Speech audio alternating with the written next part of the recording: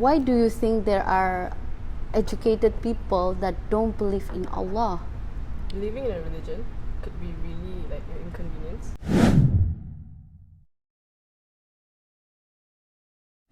Because as for us, a few things are like subuh prayers, which are really early to wake up for, and it's really hard. And then there's also fasting, which is really tiring and hard for some people. And there's also covering our aura, which is quite hard in the modern days because wearing things that are revealing is quite normalized now. And also believing in God could also, like, people who don't believe in God, they don't really believe in consequences and the hereafter. So if they do believe in Allah or a religion, I think they'll need to force themselves to believe that there are consequences for wrongdoings and that there are also a hereafter for them to end up in. There are atheists that want to believe in things that they can see and believe in something factual like science, and they want to believe in something that they can grasp and measure, which is contradicting to Islam because Islam believes in science and faith. Okay, that's very good point. In Islam, we also believe in science.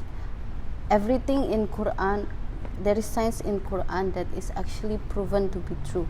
And if you think about it, if actually all this science that we are studying actually leads to Allah, okay? So this is quite funny because these scientists, they study all their life about law, about the principle of the universe. But when it comes to the existence of the universe, suddenly it's a coincidence for them. It's like it's nothing there. But they can see the law of gravity, they can see all the law and they can study about that, but they don't believe in how the universe exists. They just say it's coincidence. It just happened like that. In Surah Al-Mulk, it is mentioned that Allah tells us to listen first, and that's how we learn and gain information.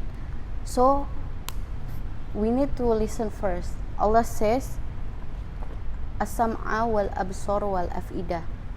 Allah mentioned as-sam'a first. We need to listen first to gain the information before anything else. Before we see or before we even think, we need to listen first. And scientists actually, they do listen.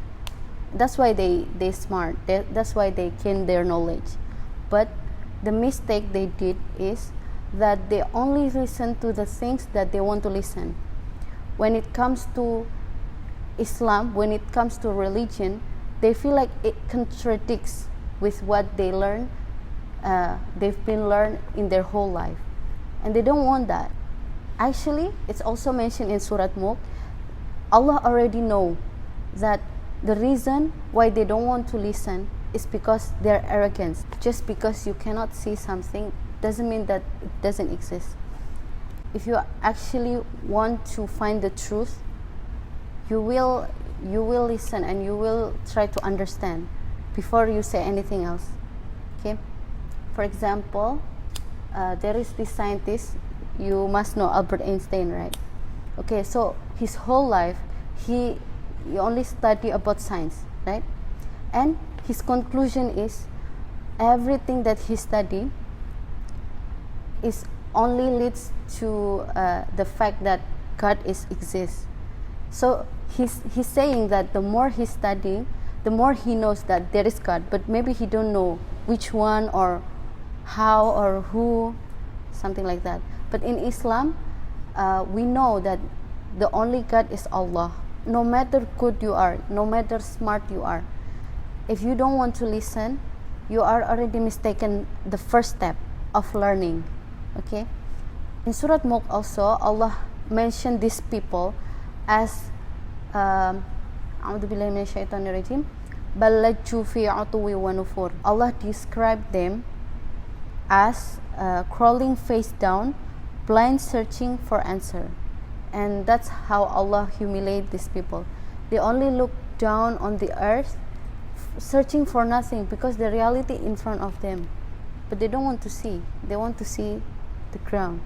That's why they will never find anything, because the reality in front of you, not on the ground. And that's how Allah described the non-believers who don't want to listen in the first place.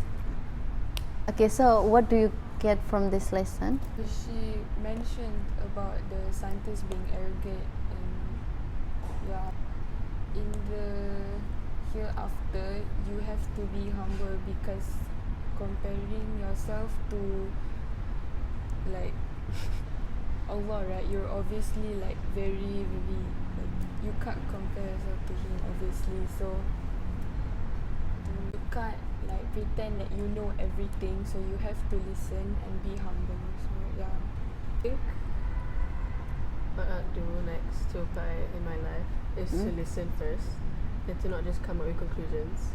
And so just to listen, and then I could think about it, and then I can, you know, really see the truth after listening. 1, 2, 3. SoulDigest. Oh, sini. Gini kah? It's awkward to sit like this. Okay. Right now? Not tomorrow.